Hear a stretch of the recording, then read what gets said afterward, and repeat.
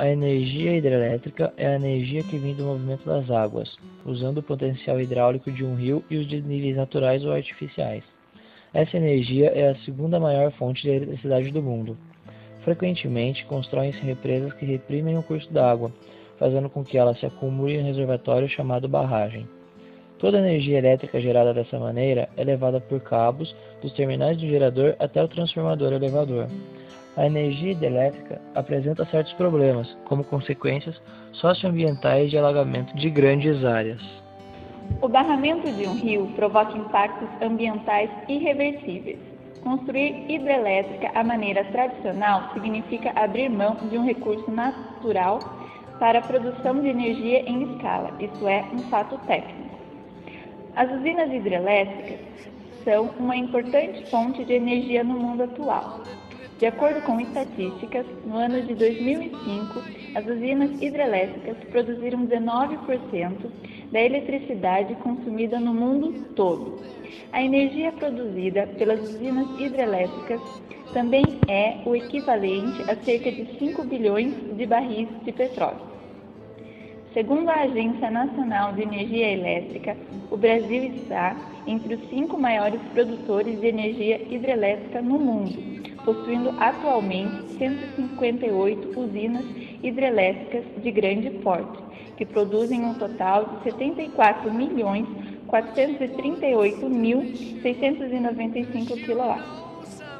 Esse tipo de geração de energia produz diversos impactos ambientais, o que faz com que seja motivo de polêmica atualmente com o avanço das discussões sobre desenvolvimento sustentável. Os estudiosos procuram descobrir a dimensão desse impacto, a fim de encontrar formas de amenizá-lo, uma vez que a energia hidrelétrica é considerada fonte renovável. Esses impactos ocorrem principalmente durante a construção dessas usinas, quando afetam a fauna e a flora local. O represamento de água contribui com essa destruição, fazendo com que diversas espécies fiquem submersas e morram aqueles animais que conseguem fugir.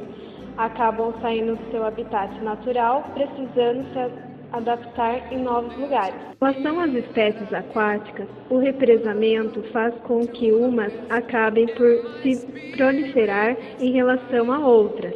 E para aquelas espécies que fazem a piracema, são utilizadas escadas nas barragens para que esses peixes possam circular. O represamento também gera um excesso de nutrientes, culminando na eutrofização das águas e aumentando a proliferação de micro-organismos que, além de poluir, causam consequências negativas aos homens. Além disso, a morte da floresta eleva a temperatura ambiente, mudando o ciclo de chuvas. Outra polêmica em relação à construção das usinas hidrelétricas é a contribuição para o efeito estufa. Durante suas construções e seu funcionamento, as usinas hidrelétricas emitem gás carbônico e metano, dois dos principais causadores do aumento prejudicial do efeito estufa.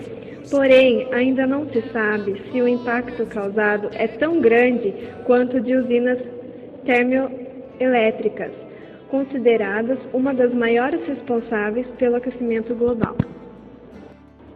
O modelo utilizado atualmente para a construção de hidrelétricas coloca em primeiro lugar os interesses econômicos privados em relação aos bens coletivos, meio ambiente, consubstanciando-se em uma visão antropocêntrica de mundo, gerador de fortes impactos socioambientais.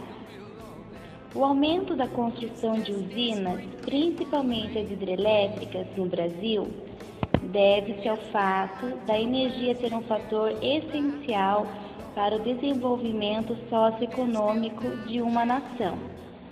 Porém, os impactos socioambientais causados por estas normalmente não são visíveis para a sociedade.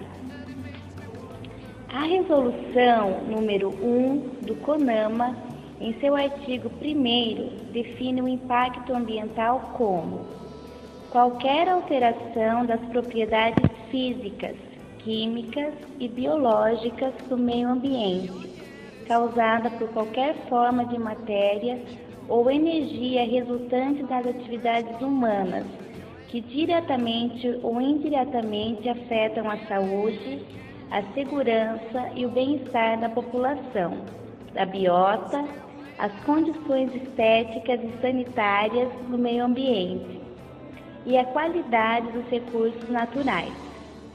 A busca pelo aumento da exploração energética para a expansão do progresso do país é causa de grandes discussões na sociedade contemporânea, principalmente no que tange os impactos socioambientais. Esse modelo de exploração energética vem sendo utilizada por um grupo de interesses. Um encontro em 1989 reuniu na cidade de Altamira 3.000 participantes descontentes com a política de construção de barragens no rio Xingu, um complexo de 5 hidrelétricas planejadas pela Eletronorte. Essa manifestação buscava acabar com as decisões tomadas na Amazônia sem a participação dos índios. Temos alguns exemplos de construções de usinas hidrelétricas na Amazônia que obtiveram resultados insatisfatórios. É o caso das usinas hidrelétricas de Tucuruí, Pará e Balbina, Amapá, que acabaram por desalojar comunidades, inundar enormes extensões de terras e destruírem a fauna e a flora regional.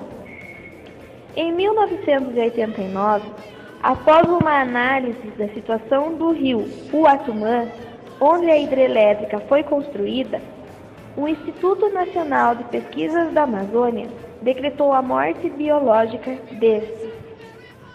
Porém, os estudos do relatório da Comissão Geográfica Geológica foi possível verificar que vários danos causados pela construção de usinas hidrelétricas podiam ter sido minimizados e evitados se fossem executados um estudo de impacto ambiental, como podemos citar os casos de Ilha Solteira e Jupiá.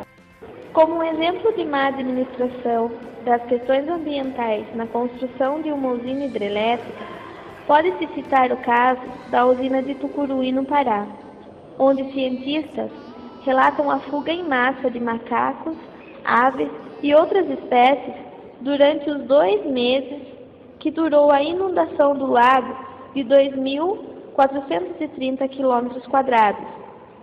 Atualmente, a estimativa é que apenas 1% das espécies sobreviveu em Tucuruí. A usina de Itaipu surgiu nos anos 1970, durante um governo que difundia a ideia de necessidade de progresso econômico implantada pelo governo ditatorial da época. Durante a instalação de Itaipu, foi necessária a desapropriação de 42.444 pessoas, onde 38.440 eram trabalhadores e trabalhadoras do campo, o que gerou inúmeros problemas sociais.